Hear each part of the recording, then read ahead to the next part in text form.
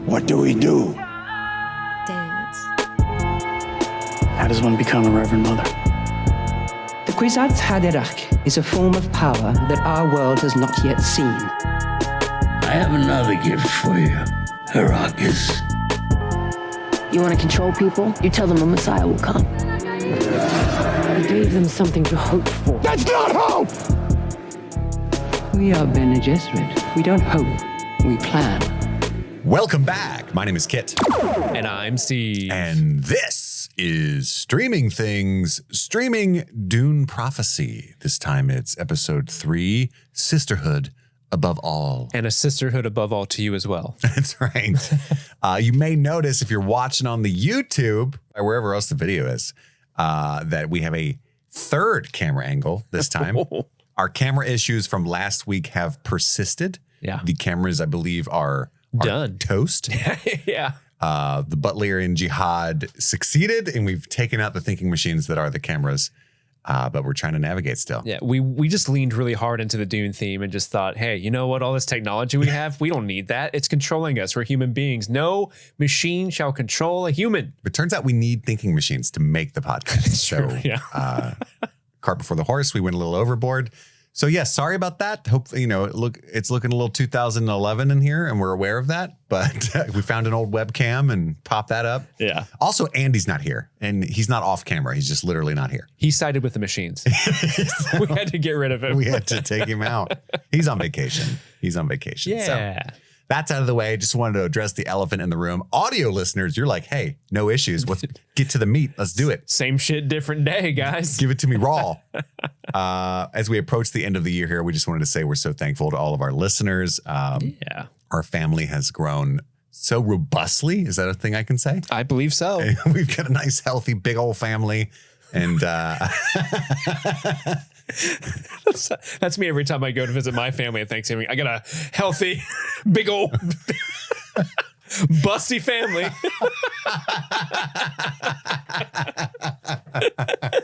that's not what I meant at all. Not at all. Going Secret Santa and all that shit. I just been thinking about everybody a lot, even though I haven't been talking a lot on the disc. I'm always watching. I see you guys. We're doing a cool thing on the Patreon for December. Instead of the obvious low-hanging fruit of a holiday-themed movie vote, we took all of the runners-up from previous polls and put them back up there to see who would win, so everybody can vote on that if you're a member of the Patreon at patreon.com/streamingthings. And I also threw, by the way, it's all the runners-up and Eyes Wide Shut. I threw that on there as well. I thought you did. Because I saw the list in the back of my head. Is I don't remember Eyes Wide Shut being on a poll, but I was Timothy typing, and when I got to the end, I was like, but I was scared. I was like, if this wins, Steve will be mad because I don't think you want to watch it. I would not be mad. Really? No, I was like, he's gonna be like, I would be so happy to watch that movie. Stop the steal. So that's what's going on over there on the Patreon. Obviously, the Game of Thrones coverage is continuing as well, and Dune Prophecy, guys, Sisterhood Above All. And also to you. I've been saying that to my family all week. Really? Yeah, they're like, happy Thanksgiving, Sisterhood Above All.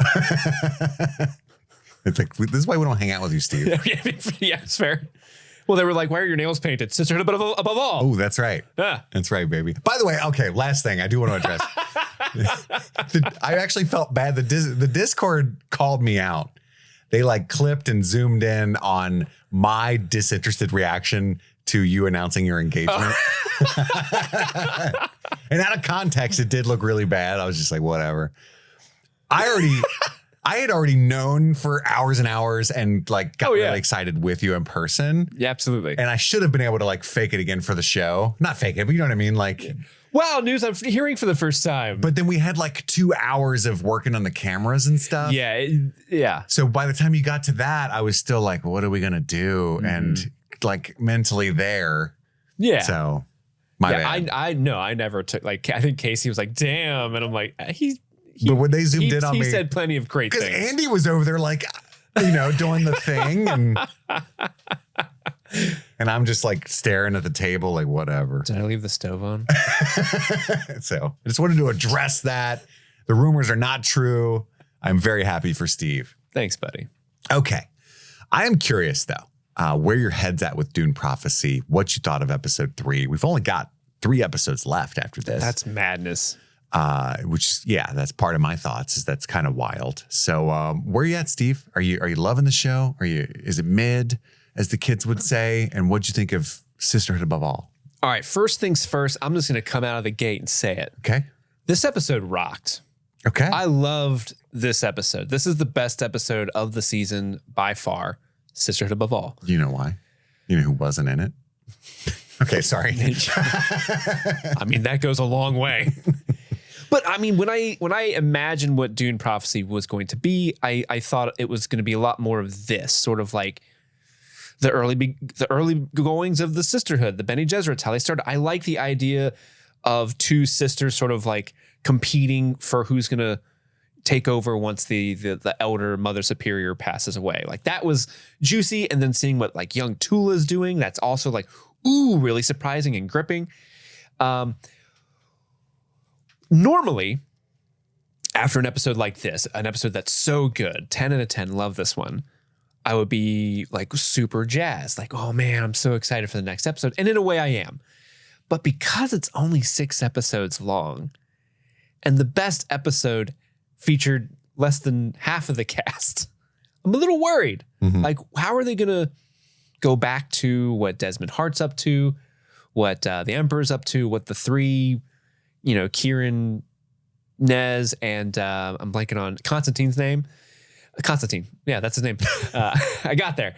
I'm worried about when we go back to that, is the show going to grind to a halt? Or how are we going to wrap up all this? Because I mean, the threat of Desmond Hart is so great and so interesting, and we don't fully understand him yet.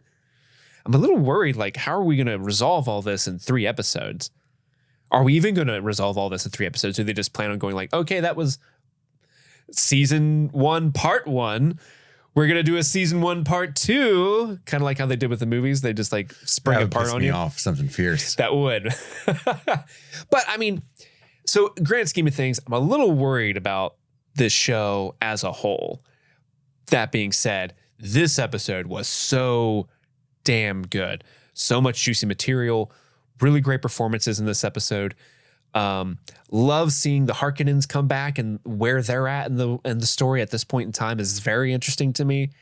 And I love how they're playing with how you view Harkonnen and Atreides, because if you've only seen the movies, you just have this like good guy, bad guys, that type of thing, and it's a lot more gray now. And I really, really appreciate that, and it really opens up the lore of Dune for me in a very cool way that I'm very, very happy about. But what about you, Kit Laser? I agree with you 1,000%. And I had a kind of a different, I think maybe, approach to how I was feeling last night about it. I think the episode is really good. I do think there's some of the sillier things about this show are at their full silly in this episode, but in a fun way, in like a OT kind of way. Exactly. Spice tea, if you will. I'm never one of those guys that's like, I'm rarely one of those guys that's like, anytime there's a non-linear story, oh, why didn't they just tell it in order? That would have been a lot cooler. I see that criticism a lot, and I often think it's goofy. Yeah. There was a movie that came out recently. Oh, We Live in Time. Memento. We Live in Time with Andrew Garfield and Florence Pugh. Oh yeah, I heard that's great. Completely non-linear. Like they jump around throughout their lives and her diagnosis and things like that. And I think it's brilliantly done. And I understand, I think the reason why they did it that way. But a lot of people were like, it should have just been in order. I feel that way about this show, though. And I don't think I can recall thinking that. But like, this should have been episode 1. They should have started with young Valya and young Tula and let us live with them for 2 or 3 episodes. I understand the need to have like Emily fucking Watson come in sooner. And like, you think the interesting part about your show is this whole stuff with Desmond Hart and all that. I disagree. I think it would have been a really cool character story to see the origins of like the greedy, ambitious Valya taking over the order. And then, you know what I mean? Yeah. Or some version of going back and forth more earlier on. Like, because we haven't seen young Valya since episode 1. I don't know. But like, I found all this to be so much more interesting than what's going on in the main plot. Does that make sense? 100%. Yeah. Even though I also think it's silly. Some of the stuff that happens. Oh, I just killed all of them. like my notes are like, what? But like in a fun way. I left Grover Tully though. Right? Was it Grover or Elmo? I forget which Tully he played. I don't know. That's the young Tully. There is no Elmo in the show. So it would be Grover. It has to be Grover. Yeah. Okay. One of the Tully. I know they took out most of the Sesame Street Tullys, but I think they had to leave Grover. They left Kermit. I know Kermit's not in because you were mad that Kermit wasn't in there, right? Excuse me, Miss Piggy, I want to rule Westeros. Yeah. But yeah, I saw that kid pop up. I'm like, oh, I didn't even recognize him. And we get Mark. The whole Mark Addy's is back. They're so funny. I love how the Harkonnens are like, fuck it. We fuck whales. We live on a planet that's so goddamn cold. The whales need coats. All right. They're hairy whales. They're fuzzy whales. But I like how they're all kind of chill except Valya. Well, because it's so cold. Like, I love. Hey, this whale, it ain't so bad. Atreides, they got us. Yeah, I love how they're supposed to be. They're still, I assume they're the Harkonnens. They're the leaders of this house, and they're just in this like grubby little shack, and they're like, you didn't get the good meat.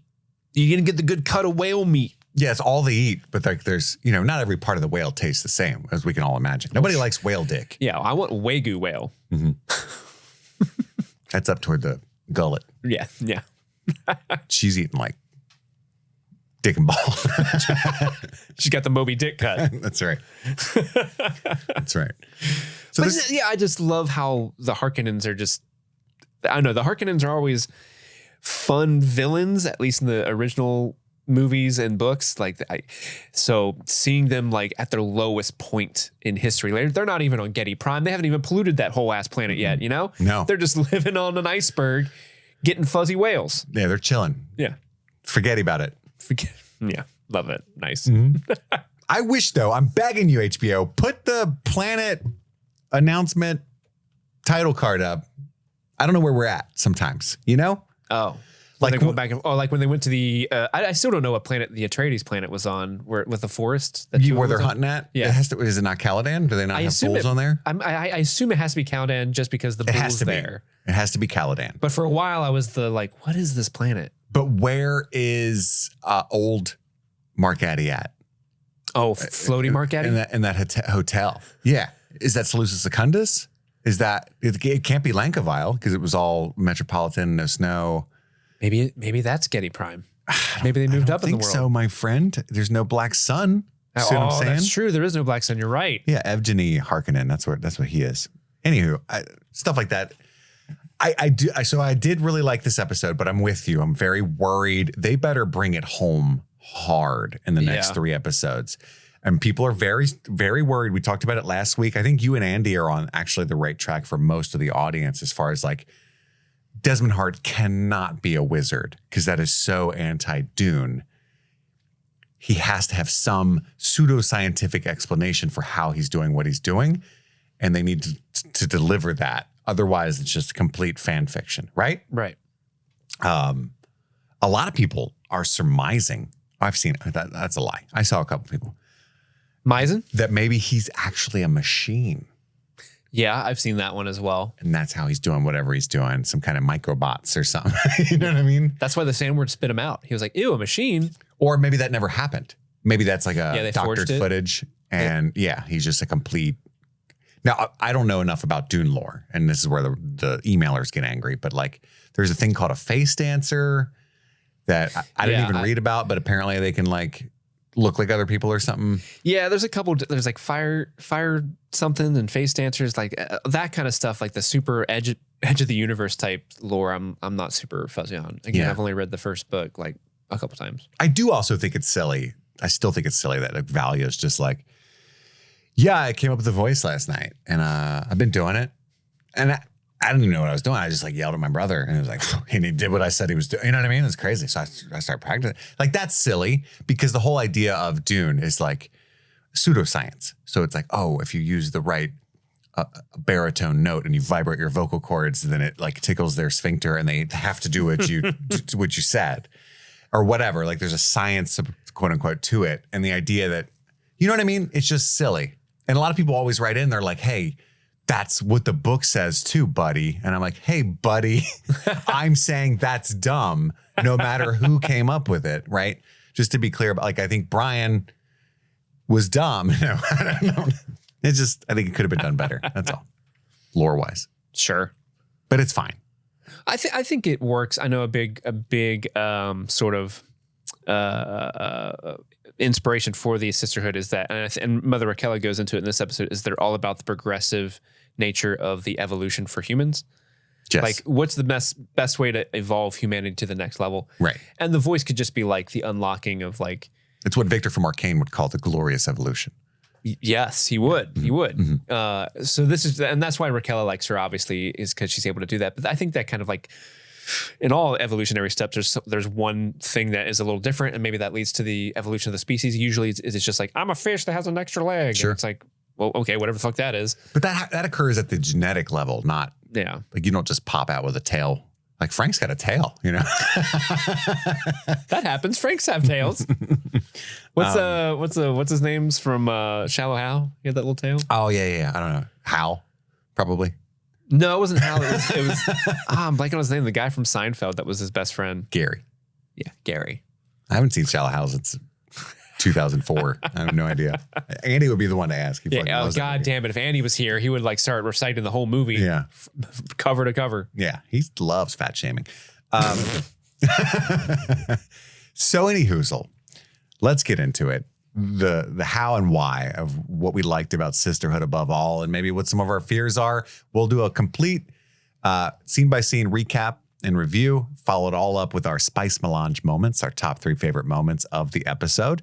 Any kind of burning truths we might have pulled out from the text, Easter eggs, lore tids and bits, things like that. And then we'll cap it all off by nominating our Lisan al-Gaib. He's an al-Gaib. Our favorite performance of the episode. Steve, are you ready? Let's get into it. Let's do it. It starts off with elder present-day Valya and Theodosia leaving the palace at Seleucus Secundus, and Valya is shooketh still, because remember, her power, her voice did not work on Desmond Hart, but she's still got some spunk. She's not giving up. No.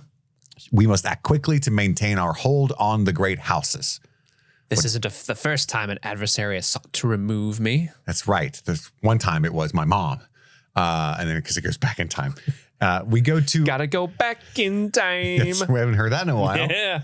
Lankavile, the original House Harkonnen homeworld. They're slicing up the whale meat. Young Valya gets a piece, and they do not like the particular cut that she has chosen. Everybody shits on Valya except her brother Griffin. Tula's kind of quiet, but like parents and uncle, they're all like, fuck you. Yeah, they hate her. They're Yeah. like, God, get off of it. Ooh, the Atreides betrayed us 100 years ago. Go. Let it go. We've got girl. snow. We've got whale. They're what else do furry. you need? God. We you're got all- Mark Addy, all right? You're so greedy. Bow, you shits. I know, he's Mark Addy in the fuck out of that role. As soon as he spoke, This is pretty good. you should have gotten a good whale meat, daughter. Like, whatever he says was so Robert Baratheon. I fucking loved it. It's the same thing, man. And Griffin has a meeting in Zemia, which is where Valya met Michaela, right? Or at least she's from there. So we've seen that. We've heard of that planet before. But Griffin's like her brother, and everybody loves him. He's the golden boy of House Harkonnen. He's like, so cool. I'm gonna return us to our rightful place. I got some plans for our whale shipping. You know, he's just trying to get them in a better position business wise. Yeah, he's so dope. He's got that cool guy hair. I bet he's got wheelies on his shoes. He does, for sure, because everybody loves those. He's like, I'm gonna go find Vorian Atreides. Pook, woo, and just wheels out. Yeah, he's gonna go to Vorian, and Valya thinks that he should take that opportunity to correct the history because Vorian's still alive. Excuse me, Vorian, I've actually done my own research online, and it's actually, We were actually trying to stop a genocide. yeah, we actually are the good guys, and you're the bad guy. What do you make of this whole Abelard Harkonnen, who was their ancestor, was not a coward. There was like some other things going on with the Butlerian. Because that, again, sorry to listeners, I don't know the exact ins and outs of what occurred during that period. Is there any credence to the fact that it was all propaganda and the Harkonnens were actually cool? I think this is, Or is that more burning truth stuff? it's not. I think this is, in the lore of Dune, as far as I know, it's just like Abelard Harkonnen was a little bitch, and the Atreides were the good guys and said, no, you're you're terrible. You're a bitch. You're Yeah. a little bitch. Sure. So I think this sort of wrinkle to the conflict is a show thing, and I could be 100% wrong, but at least to my knowledge, that's the case. It could be some Brian Herbert stuff Yeah, it too. could be though. some Brian. If Lord knows, there's always some Brian Herbert in the shadows that could lurk and be like, actually, fire dancers. But I think what's happening is she is so committed Ambitious? to her family and ambitious, and just like it couldn't possibly have been that. Like this is a story that they tell themselves to feel better about their lot in life. That's why I think she was so scared to take the aghaning at the end of this episode, because it would unlock all of her genetic history, and it would be someone who was actually there who'd be like, oh no, actually he is a bitch. We all suck. I think that's why she was hesitant to take it for so long. I was disappointed we didn't get to see what she was seeing in there, because I thought we would get some deep family, and that's where she would turn into like, fuck it, then I'll just lie and build us up anyway, you know? Or maybe we will get that. I think we will get that. I think they're purposely leaving it vague because they don't want to like do that 100% reveal yet. But I think I think it's going to be like, oh, this thing I thought my whole life that we actually were the good guys in this narrative. It wasn't true. I was the one that was fooled from an early age, but I'm going to join the Bene Gesserit and, shape the universe how I feel. Mm-hmm. Which the victors tell the history. The victors tell the history. Right. Write the history. I said the victorers. Victors. Because that's how Harkonnen would talk. They're dumb, you know? Victory has defeated you. And then so she storms out at dinner because everybody's like, why is this shitty one talking? Who let that one talk? She's really the Bart Simpson of this family, you know? She really He's always choking her. Like, Uncle, stop. Griffin's the Lisa and Tula's the Maggie. Yeah, but Griffin follows her out to like hang out with her, and they're like, even the mom's like, she's a wolf. She was one of the 2 wolves of the last episode. Don't do it. If you're not careful, she'll devour you too. And he's like, that's my sis. She's obviously not a wolf. Oh my idiot. God. She's a human being. Oh. And he's like, they're not like you. You mean like us, right? So she's really tight with her bro. And he tells that story about how he fell through the ice and she saved him using the voice. Swam. What if it was a situation where, how like when you're in a near-death experience, you might like hear things and you just act, on instinct. What if that's what happened? But he's like, I heard you speak to me. She's like, yeah. Totes. I was totally telling you to swim from up here. I have a gift. Well, I am the chosen one. I was telling you to swim and then you did it. What? What? In the situation where you had to swim? Yeah, it is a silly, I love it though. it's a silly inspirational moment to come up with the voice because it's like, yeah, I was drowning and then because you told me to. because you spoke, I swam to the surface, not because my lungs were screaming at me. But I get it. It's Well, like the water was cold. He couldn't swim. His muscles tensed up. He froze up. Yeah. We all been there. We all do it.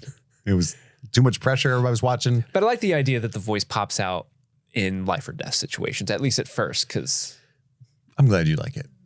where else is it going to happen when she's bored on Saturday and she's like, bring me the remote? What makes sense to me is that it's not a thing that just happens. It's a thing that after centuries of studying vocal cords and human behavior that they came up with in neurology. Sure. You know what I mean? Yeah. That makes sense, sort of.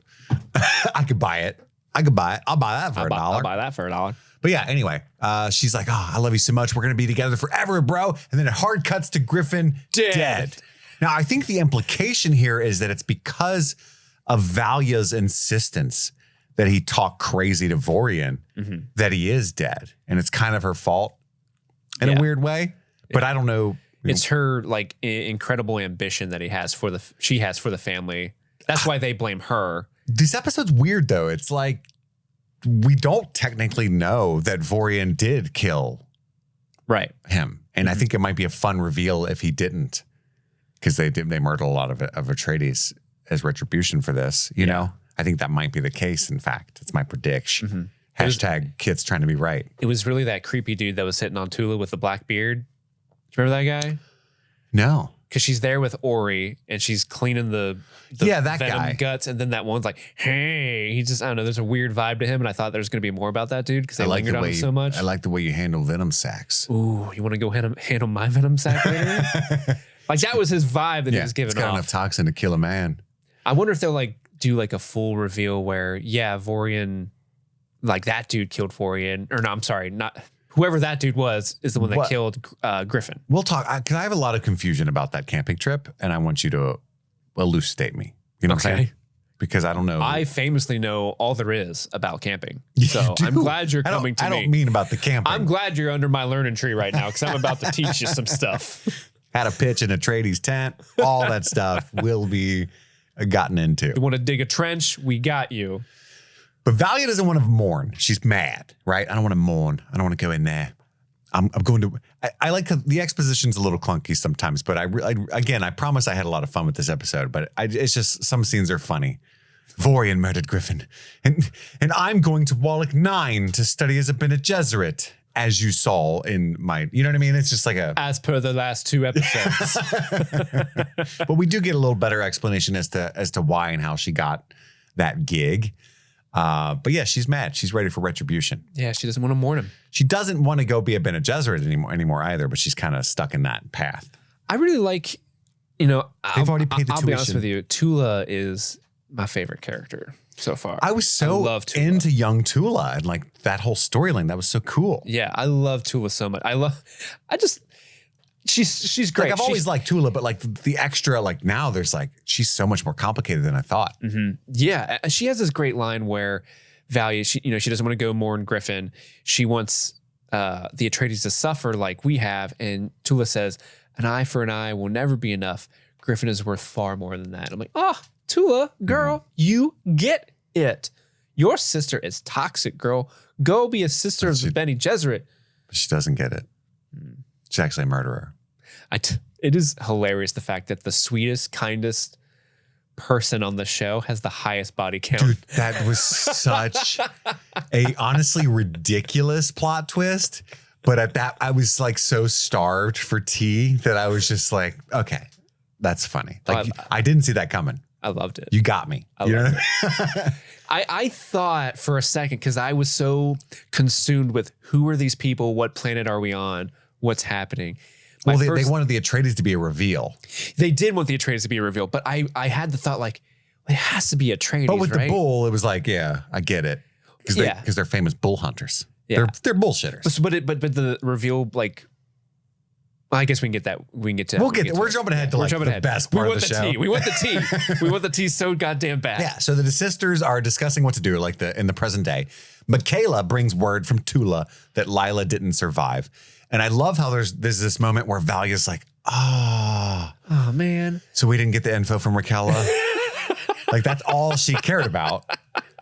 But she's like, oh no, we did. And she's like, oh good. Oh, thank God. So she says, I can deal with Tula being sad. Yeah. So the key to the reckoning is one born twice. Once from farts and once from spice or whatever. Once from farts? I don't remember what the One in blood and once in spice. There we go. And then she's like, oh, Desmond Hart. Yes, he is the key. I think a trip home is called for, which implies Wallach 9, but I think the twist is that it's Lankavile. But then when we get there, it's not fucking Lankavile, unless it's like they terraformed it now. Yeah, when we saw them earlier, they were at their, their summer, their winter home by the sea. I think they've just like added some buildings and cleared some of the snow out, I guess. Or maybe, we did see, what was the other guy's name? Harrow? We did see Harrow. Yeah. He was talking to the Emperor in a couple episodes ago who was like, trying to get him to buy his whale. Whale fur is really, maybe the whale fur industry is like booming. But he wants to do something with the whale seed. Yeah, he does. Just to remind you that he's hawking whale cum. Yeah, he is. That's where all the money's coming from. He's a seaman. If you snort it, it'll get you high. It's gooey.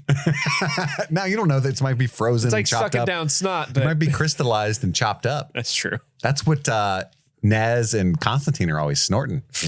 Whale cum. It's the whale cum. That shit gets you high. You want to do a fuzzy whale? That's what they call it. Do I? Do I ever? Call me Ishmael. That's a deep cut, and I love it. A trip home is called for. So then we cut to Tula, present day, with Lila's dead body. Sister Avila, she comes in. I brought you spiced tea. And she's like, look, no one has ever returned from the state this child is in. So we find Lila's not dead as we thought. Mm-hmm. She's brain dead. She's in a coma. And I love Sister Avila. I think she's hilarious. She's so ride or die for Valya. And she's able to approach really like crazy toxic situations with this like Professor McGonagall air that makes it really funny to me. Look, we both know she's dead. She couldn't hack it. It's no big deal. We all make sacrifice. Like it's so. We've all put our faith in terrible students before. Yeah. I've read Harry Potter 10 times. I've already taken 10 points from Hufflepuff, of which she clearly is a house member of. That's right. I watched this TikTok video yesterday that was really funny. It was like Kevin Hart with like glasses and a bottle of champagne superimposed, green screened into Hogwarts. And it was like every Gryffindor rolling into the Great Hall, down 500 points, knowing Harry about to pull some crazy shit. Because that would happen every year. Yeah, that's true. He's about to whop him with 400 out of nowhere for killing a snake. For killing a snake. Anywho, yeah, Sister Avila's crazy though. She's ride or die for Valya. Yeah, she's like, keeping her here sows pain and confusion. We should just euthanize her. Yeah, we need to pull the plug. And which, by the way, life support in this day and age is just like AirPods. It's wild. It's AirPods and like a thing you put up your nose. Nuts. I'm for it. And Tula says, I will do what needs to be done when I choose. You old bitch. Get her, Tula. I will drink this spiced tea, though. I will poison this whole goddamn school if you don't get off my back, girl. I've done it before. And then Tula starts to cry, and she starts sipping that spiced tea. And did you slow it down, back it up, put the thing down, flip it and reverse it, and hear what the whisper said? Because I heard hearkening blood still runs through your veins, is what one of the angry voices was saying. I couldn't make out what they were saying. I just thought it was just so I have those fucking Dolby Atmos headphones that I use. Yeah. And one of the sentences was, hearkening blood still runs through your veins. Ooh, that's cool. I don't know what that has to do with anything. Duh, I know who I am. Maybe it's like, yeah, fucking kill some people. Break the laws, kill some people. Oh, yeah. You don't need to like be a follower. You're a leader. You're a Harkonnen, goddammit. Do some crazy shit. Queef at lunch. Young Tula is who we get next. And she's... Oh, real quick, I just wanted to point out, like, last episode, we were wondering what that thing was that Tula gave Lila. Like, hey, this is my closest heirloom. Like, I want you to have it. So the little claw? Yeah, it's Griffin's little claw that he made for her. Oh. Because he gave it to her in the first scene when they're at dinner. He's like, hey, for your collection. And she's like, oh, thanks, Griff. What is it? I don't know. Maybe it's like a fuzzy whale tooth. I was going to say it has to be like a whale thing. But like, if it is, wouldn't those be abundant? Well, it looked like he had carved stuff into it. Like, that's true. Best sis ever. Little stick figures and stuff. Yeah. It's like mom and like poo-poo head with an arrow pointed at her. It could be like a flip book, but like on a whale tooth. If you spin it really fast, it looks like they're moving. Oh! You know what I mean? Like one of those shitty toys. Yeah. Thanks. Interesting. I could do this for hours. But then young Tula is with some boy, Ori, who we much later find out is Ori Atreides. Ooh. They're on horseback. She's meeting this family. They're on a camping trip. And they're going Seleucian bull hunting, which was a dead giveaway for the Atreides, right? They love the bull. Yeah, they do. Later, we hear a horse scream, Jetty! Oh, no. His horse Jet. Jet broke a leg. And even in this futuristic era, a broken horse leg is death for a horse. They live on their feet. They live on their feet. We do what must be done. Is that like an Atreides house words, like winter is coming?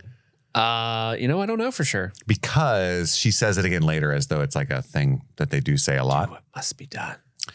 But Tula stops Ori from like, euthanizing him in our barbaric way. She goes back for the toxin from the nutsack that we saw earlier. What creature was that? Was it some kind of fox? Some kind of squirrel? I don't know. I didn't get a good look at it. It looked like just some like varmint. They were. It's like a poisonous squirrel or something. How fucking terrifying would that be? Yeah, we got that whole sequence where she was teaching Grover Tully how to get the sacks out. But yeah, she sucks up some of that toxin and squirts it into the horse. This will be easier. This will be gentler. And she's so nice. She's so kind in that moment that you would never expect what's about to happen. This episode of Streaming Things is sponsored by BetterHelp. BetterHelp. You know, Steve, there's something I need to get off my chest. What's that, fella? It's been weighing on me. You know that I resigned at the day job recently, right? And I've been a little scared. There's a family to worry about. There's health insurance. There's capitalism. Sounds like a stressful time. But we all carry around different stressors, big and small. And it feels better when you bring something to the light. We keep them bottled up. It can start to affect us negatively. And therapy is a safe space to get things off your chest and to figure out how to work through whatever's weighing you down. In my case, it's all the stress, the misery, the fear. But I had to come over here and share that with you, and I felt better. You know, that's a real thing that happened. Yeah. Unloading all that on you and Erica and feeling better myself. That sounds like my Friday night. Sometimes you just need somebody to listen. So if you're thinking of starting therapy, give BetterHelp a try. It's entirely online, designed to be convenient, flexible, and suited to your schedule. Just fill out a brief questionnaire to get matched with a licensed therapist and switch therapists at any time for no additional charge. If you're not vibing, that's completely fine. So get it off your chest with BetterHelp. Visit BetterHelp.com/streamingthings to get 10% off your first month. That's BetterHelp, HELP.com/streamingthings. Congratulations, everybody. If you're listening to this, you have survived the year 2024. Well, you've at least made it to November of 2024. And that's something to be thankful for, right? Amongst everything else that's happening in the world. That's something to be thankful for, right? I know I'm thankful for something, and that is the patrons of Streaming Things. You guys are keeping the lights on here for us each and every day. And I want to give a special thank you, a special shout out to our super patrons at the $25 and above level. So thank you to Nice Guy Eddie, Albus Stinkpot, Maddlestat, Susie Callahan, Sean, Anthony Corona, Jim X, not to be confused with John X, Lady Trashley, Just Liz Calabria, Mike from New Hampshire, Brett X, E Scramo, Little Tickler, Svento7, Jay Scramo, Bluff Pum, AK Ashley Ray, Adam Busby, Big Butthorn, Jer Latanowicz, Kaylee Sampson, Rabbit Dog in a Barbie Car, Elpander, Charlie Friday, Alexis Adler, Peaches, Emmy, Haley B, Joe Velez, Stanton Valentino, Trisha Bueller, Sun-Loving Mortal, Suzanne Rode, Jadinklage Morgoon, Jen Robinson, Kloop, Kalisha Reeves, Paula Garcia, Brenda Bren, Aaron Armstrong, Kevin Strother, Ashley Powers, Stephen V, Casey McCain, and of course, Enza. Thank you so much for supporting us at Streaming Things. And with that, let's get back to this episode. And then we get the what is truth sense lesson. And Dorothea is like valedictorian. Valedictorian. She's teaching, but she's just also a student. And young Valya questions everything. So who decides what to do with these truths? With these truths? Truth is a tool, right? Should we use it? Mm-hmm. She's already a little catty. She's got a little catty ambitions about what it looks like to be a sister. And Dorothea is far too pious. Everybody's like, nerd. She's always reading that book and shit, but she does have some followers. And she says that she was intended to be Griffin's truthsayer, and now he's dead, and she doesn't even know what she's even doing there. Yeah. And her family didn't even want her on the planet anymore. No, they don't want her around. She really is a drag, though. They're all trying to enjoy the whale meat. She doesn't even like it. That's all we do is eat whale, and like, you don't like it. Robert Baratheon's over there like, will you please pass me the blackberry jam? And she's like, well, I would, but Voyant Atreides. But God damn it, girl. Yeah. Can we speak something else for once? He's like, well, guess you should leave. Mm-hmm. They used a lot of whale puns there. I would imagine. I like that. Everything's whale based. Real quick before we move on, I do have to say, because I had to look it up, the little guy's Oscar Tully. Grover was the dad that was That's old. Right. Yes. Because I know people are probably, if they've already probably sent in emails. Retract your emails. Yeah. You know, there's that 30 seconds you can use to unsend. Do that. Unsend them. No, I like reading them. We missed the one Muppet. We were like, Elmo, Kermit, Grover. What's the other one? The only one that sounded Oscar. like a real person they kept. Yeah. And there's the scene where they're saying the words of the Night's Watch, basically. And Sisterhood Above All. Yeah. Meditate on Sisterhood Above All. I think it's interesting. Like, you can go in once you are sure, but it's like you could just lie unless they truth say them. Mm-hmm. You know what I mean? Like, They do that. Like, whole thing. why do some of the ladies take a while? Like, they're all being so honest. It's like an honesty policy kind of thing. You know what I mean? Because some of them take like 12 hours and they're like, okay, yeah, I'm sure now. I'm sure. It's not because it just started raining. I am actually sure now. Well, Dorothea does say something like, and if you do, like, she kind of implies that if you come back and you're not all in, that's shitty of you to do. Yeah, that's really frowned upon. I forget what the exact line is, but she says it as she passes Valya and kind of throws some major fucking stank at her. I'm not interested in a contest of wills. You'll always be a Harkonnen. I'm going inside. It's really cold. This is the most Star Wars this show has looked like. With so Star Warsy. Like the robes. Like, I know it probably didn't work for you. I wanted one of those long neck things to walk out and start cloning shit. A Kaminoan. Yeah. Do you know what I'm saying? It's giving that planet. Tonwee's here. Like, I wanted Obi-Wan to be sending that message in the rain. Yeah. I don't know. They got a bunch of clones and stuff or something. He's looking at the Sisterhood and he's like, your clones are very impressive. You must be very proud. Hello there, Valya. Oh, what if she's a secret Kenobi? I think we need one. We never got that. Yeah, we never got that secret Kenobi. Yeah, you always be a Harkonnen. She walks in. So Valya's just out there by herself. A ship lands and it's Raquella and her posse. I don't know where she was. And she's just like, oh, what's that lady doing out in the rain? What's going on? What's been going on in my school when I was at the bar? Wait, you left the students out in the storm? In the club, we all fam. We don't have to do this. What the fuck, Doritos? And then she uses the voice by instinct on Raquella Berto Anarol. Stop. And Raquella's like, oh, I like that. Do that. Ooh. I felt weird. I couldn't move. I like that. And she said, I'm inviting you to come in with me, even though she hasn't said the words yet, right? So she brings her in. And she tells her that that's how she made Griffin swim. There's a point later in the episode when she's like, she asks, Raquella asks Valya something, and Valya says like, but I haven't said the words yet. She's like, I just want to be like, yeah, bitch, I know. I saw you out there in the rain. I knew you didn't. Obviously, you wouldn't still be out there. But adversity is the key to change. That's what she says, right? Mm-hmm. But Raquella is also ambitious. So she wants to use like, oh, you can do that voice thing? Like that could be useful. Like we can gloss over the fact that you're very clearly not into this whole sisterhood thing. It'll be fine. Raquella does drop some great. Because we find out she's breaking major laws herself. Oh, yeah. Raquella drops a major line. I love the line where she says, like, adversity is the key to change. Our misfortunes are the sails that take us to the shores we were meant to be on. Come on. Ooh, sounds so nice when you put it like that, girl. Poet? What's up? Tula is watching the boys party with their shirts off. I was really confused as to what was going on. I love it. I think it's cool. I want to do that. If that was what camping was, we all just take our shirts off and dance around, I would go. Drink some beer, put some war paint on. I'll put it on you. Oh. I think that's how it goes. Get my back. And Ori is asking how she knew what to do with the horse, right? And she's like, because that's what I'm planning on doing to you. And he's like, what? And she goes, what? What?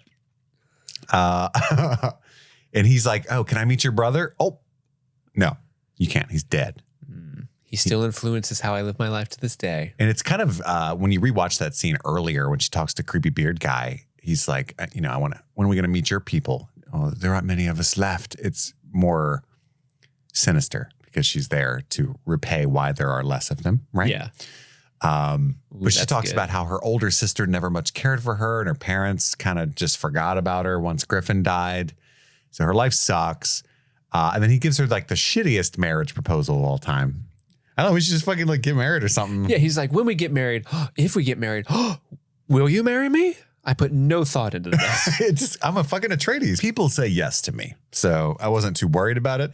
Look at this ab set I got going on. I've got 7. I can't wait to get the 8th. Oh. I can't wait to is it like Boy Scouts? Yeah. That's where they get their abs. You go on the hunt to get your 8th ab. They get their abs assigned to them, yeah. And then they bang during the gay drum circle. Which is, he's like, I've never done this with a woman, but I like it. That was the horniest drum circle I've ever seen. You're right. Like I said, I want to go camping, but I feel like they're tricking me and that's not what it's actually like out there. People write in. Do you guys do that when you go camping? If you do, invite me. Yeah. And that's just where we get the reveal that they are Atreides. Whatever hard truths exist, we'll do it together, Tula. And so this is the thing. I like the concept that Tula makes this tragic choice to go along with her shitty sister because she could have been happy. And in fact, millennia of deep enmity could have been avoided and healed by their marriage. But instead, she killed them all. Mm-hmm. Right? I like that. Furthering the wound. But I do think it's it's so shocking in a fun, like melodramatic way, because it definitely did surprise me. Like my notes are all caps. Everyone is fucking dead. Like, right? It's crazy. And then she kills him too, all that stuff. But why would Tula do that? Who are those people? Are those all actual Atreides, or is he the only Atreides and those are all like Atreides friends, like Duncan Idahos and shit? You know what I'm saying? Like, I don't know. It's all the Atreides and Idahos, you know what I'm saying? If they're all Atreides, how are there any Atreides in the future? Well, she let Oscar leave. Just that one little boy? Yeah. Just like repopulated the Atreides? Yeah. Because, yeah. She could have wiped them all out, but she pussed out on the one last little thing? Because they were all good people. Why'd she care about that? Were they all good people? I think so. Ori was like so sweet about it. Oh, yeah. Ori was really good. He was like, oh, it's okay. Oscar Tully was really You good. lied to me about your entire identity. Everything we've ever known is not true. I understand why you would do that. Don't worry, honey. Like, you know what I mean? You put it down so well. No one chooses. Yeah. I'm willing to look past it. She caught him with that post nut, like, you know, not just clarity, He but gave me a fuzzy whale last night. I won't soon forget this. he promises her it's going to be okay, Yeah, right? No one chooses the name you're born with, is what he says. He's super cool about it. And then she says, no, it's not going to be okay. Griffin will still be dead, and it will still be an Atreides who killed him. We do what we must. Throws that back at him. His own words. And he's like, wait, why is it so quiet? Because everyone is fucking dead.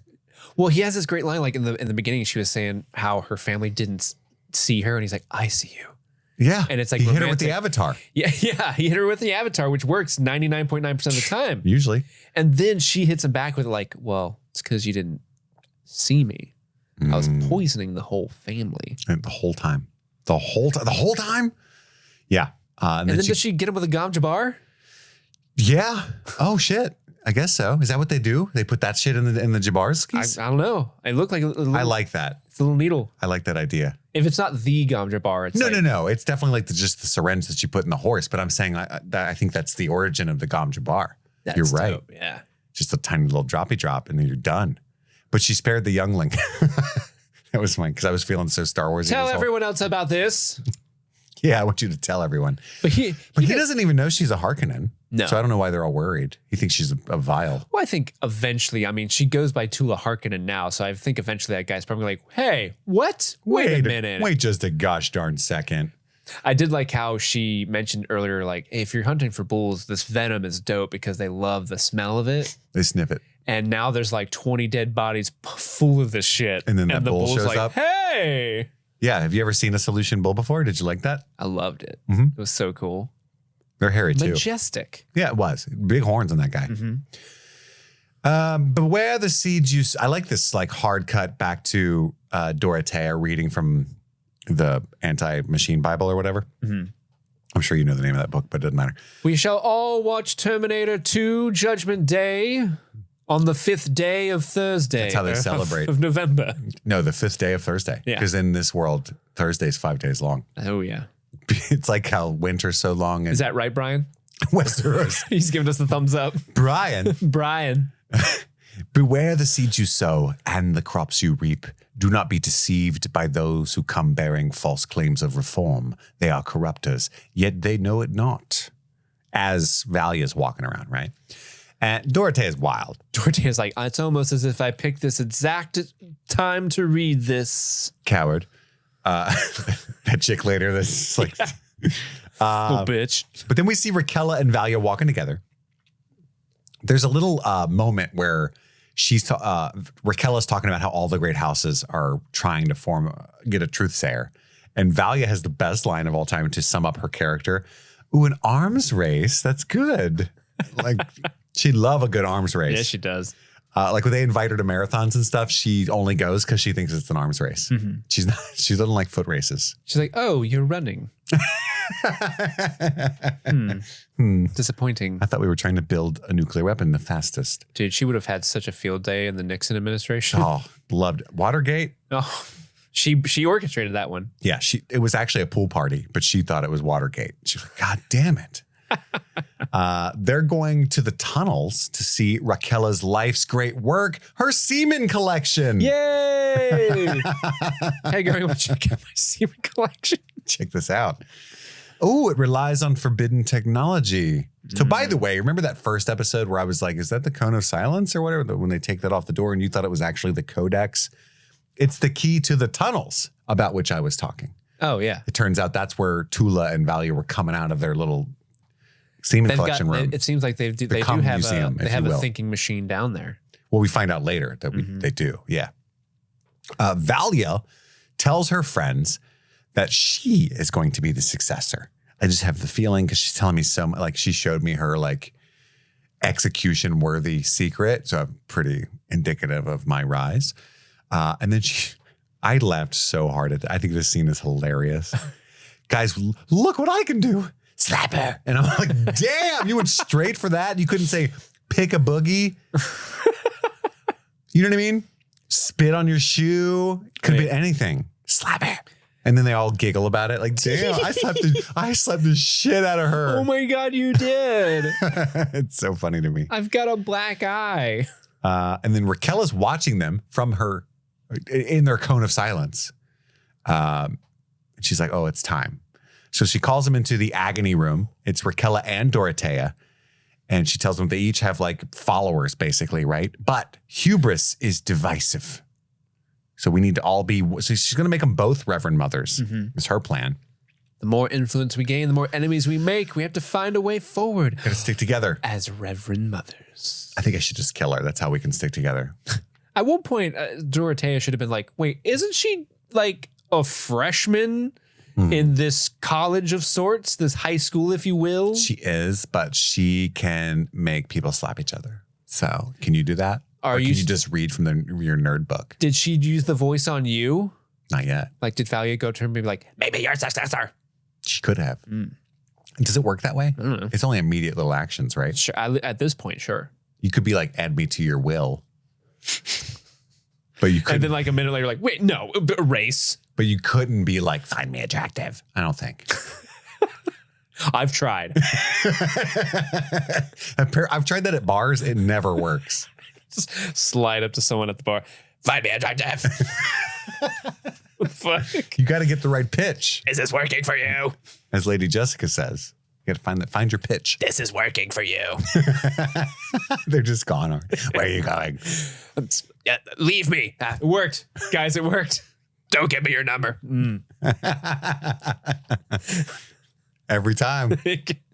I got the voice. Be repulsed. Yeah, but Valya does not do the agony. She storms out. She panics. She doesn't want to do it.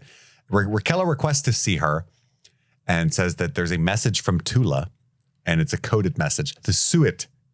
I love this, but this is so funny too. The shrimp is on the Barbie, you know? The jelly is in the donut. It's like clearly a code. The suet has been enjoyed by all. No one else to get a plate or whatever. No more courses to serve. There we go. And she's like, look, go settle your shit.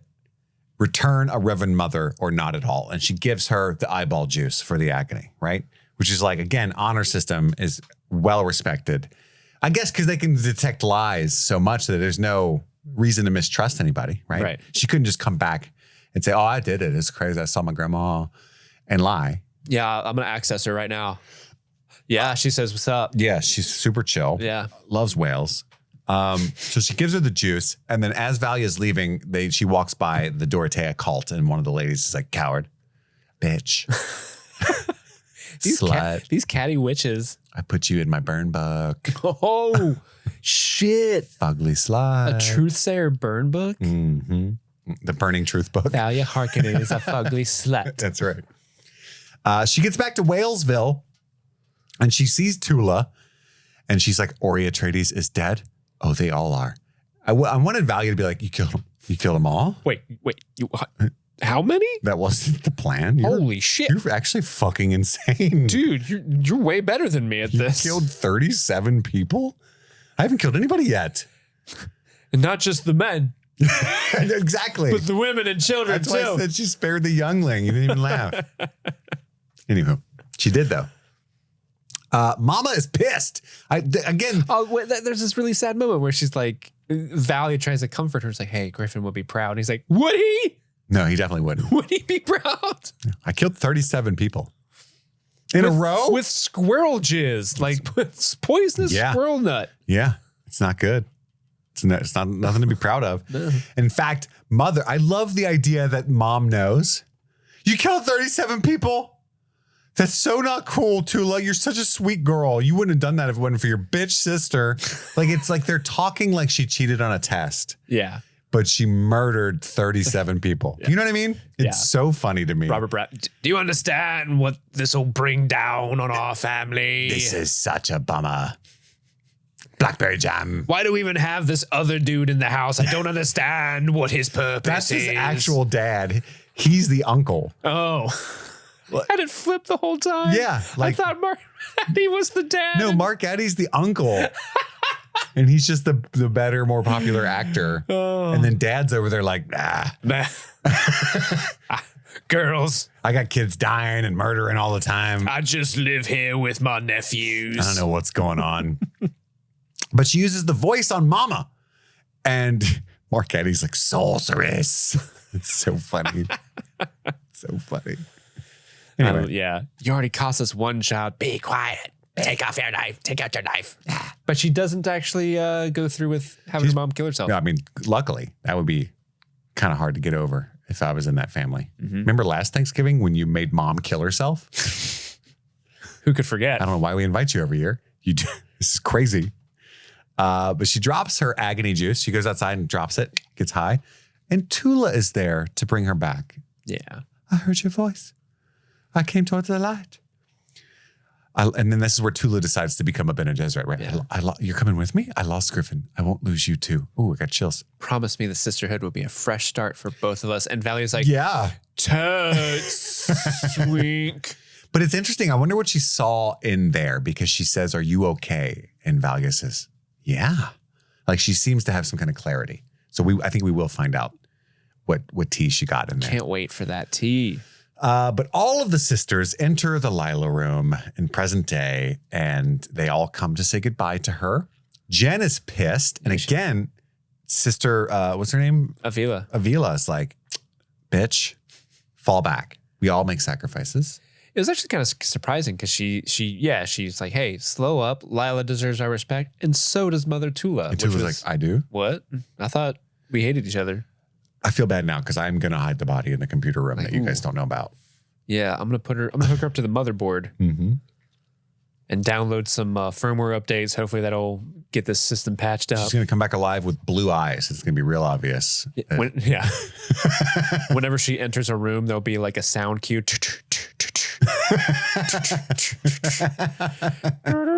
Lila, stop it.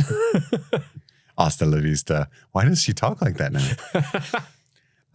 So Tula pulls the plug on Lila. And then Valya and Theodosia are going the last place that anyone would expect, which must be Lankavile, which is now terraformed. Or something. It's not, or maybe it's just not winter. I was so happy to see a Harkonnen floating again. I know. They do be doing that. And Valya says a sacrifice must be made. Sisterhood above all. Sisterhood above all. Sisterhood above all. And we get to see her Harkonnen nephew. Harrow, I think is his name. Yeah. And what's his name? Ingvile? Yeah, Ingvile. Evgeny. Yeah, we were way off. Mark Addy. He's in there floating around. And then Valya. I never thought I'd live to see the day. Where I don't even know what I'm looking at. Valya would be proud of you, is what Sister Avila tells Mother Tula. And Tula's like, I don't think she would. I'm up to some fuck shit. Probably not. And then she's going into the cum tunnel, and Lila's body's in there, and a computer. And she tells the computer to pump Lila full of spice, the right amount that'll save her. Mm-hmm. And Can computer's like, rejuvenate her mind. I love how the computer's like, I don't think we should be doing this. She's like, no, I'm in charge. Valya said it's cool. Okay. I will poison you. I'll do it. Done it before. And that's it. That's the last bit of the episode. We see the computer. That computer looked crazy. Yeah, it's got all the blue sort of circuitry all It was like a over the really room. expensive like gaming PC setup. Yeah. With all the lights and stuff. So many fans. I wonder if they got ray tracing on that thing. How did Raquel know how to build her own PC? You know, after the Butler and Jihad. Well, They got to have scrubbed all knew her YouTube enemy. videos. She knew her enemy pretty well. True. She built it with the pieces of those she choked the life out of. Yeah.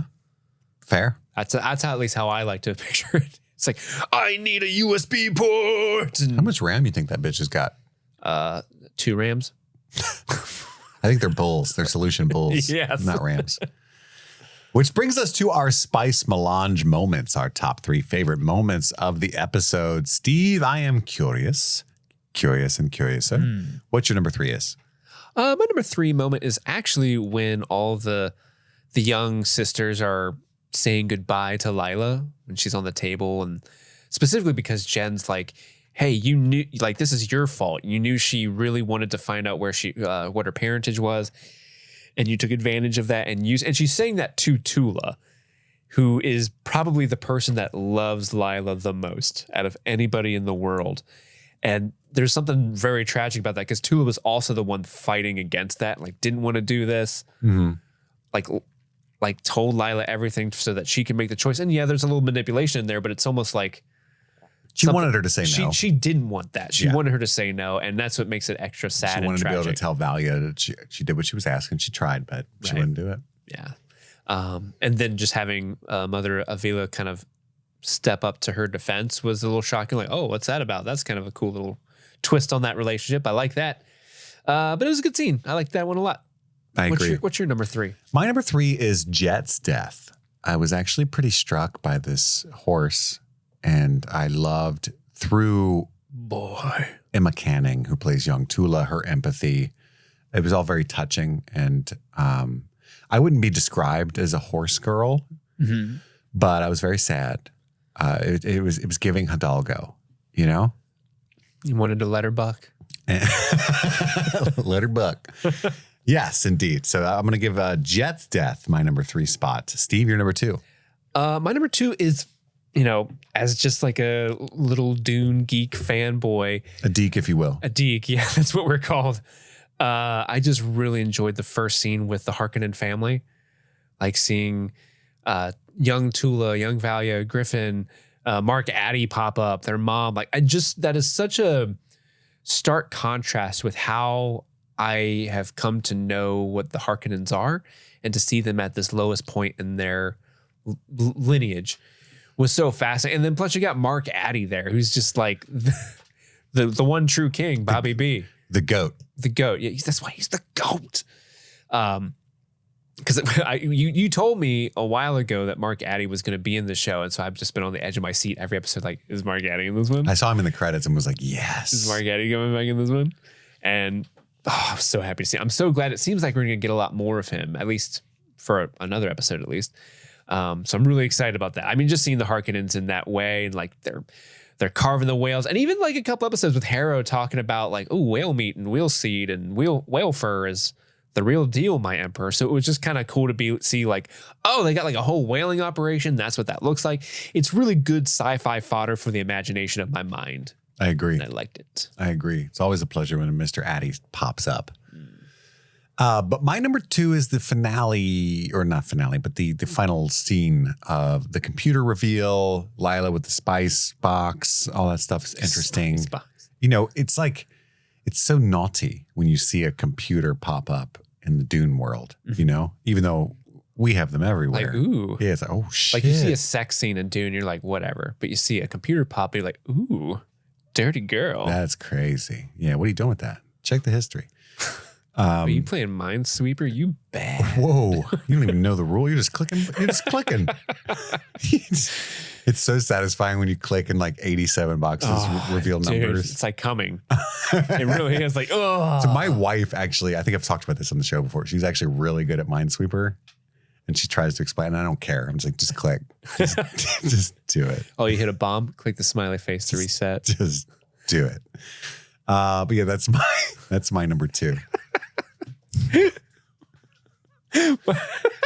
It's Minesweeper. Minesweeper is my number 2. Yeah. My number 1, I feel like it's going to be both of ours, right? Maybe?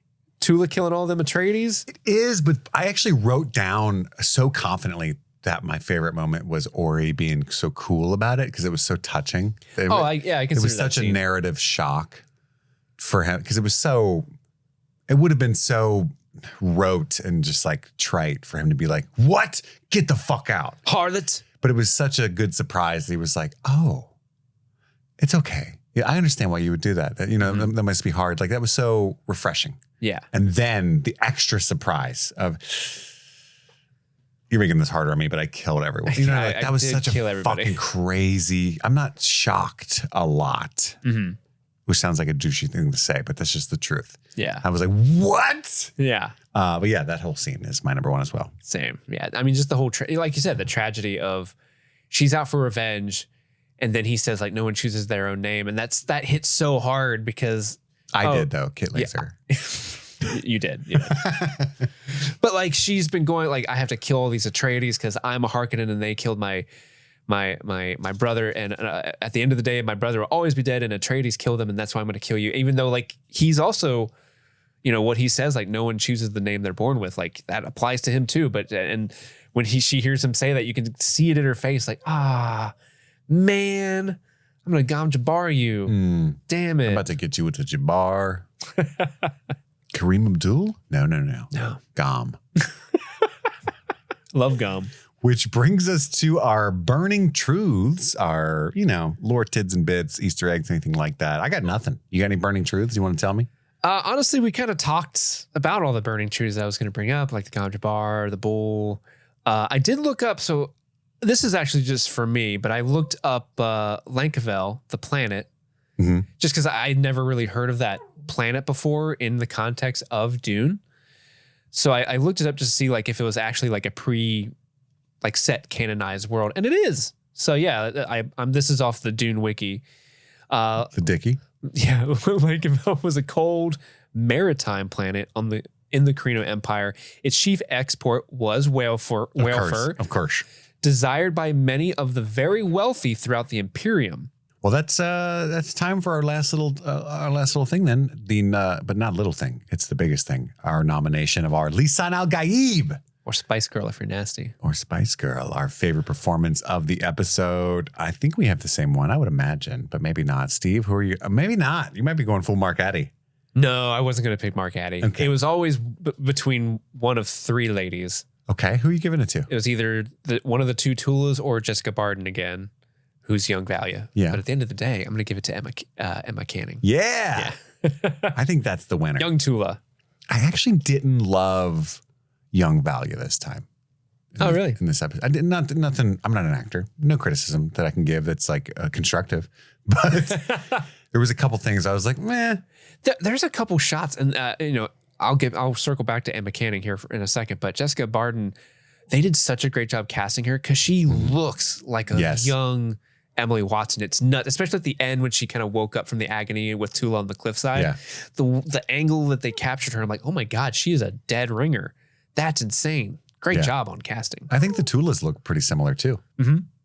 Yeah. Tula too. I agree. But yeah, Emma Canning, probably my favorite performance in the show at all so far. Just period. But no, Emma Canning is wonderful. She does a great job of just being, I don't know, I like she's this caring, empathetic person, but also the resolve of, siding with her sister and the awful implications that kind of come with that because her sister's kind of leading them down a path of vengeance and an eye for an eye. And it's a subtle performance, but she really emotes incredibly well.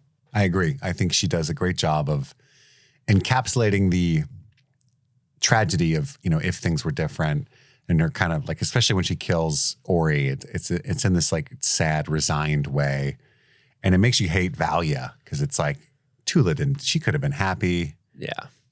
She could have had your mom is right to hate you. You did poison your sweet sister. You know what I mean? Yeah. The way that she poisoned all those Atreides, you did with your words. Tula has the highest body count in this whole universe. She does. 1 In more ways than one, the Yeah. highest body count. Yeah. Valya's not fucking. Well, Constantine probably has the highest body count. Oh, yeah, it's true.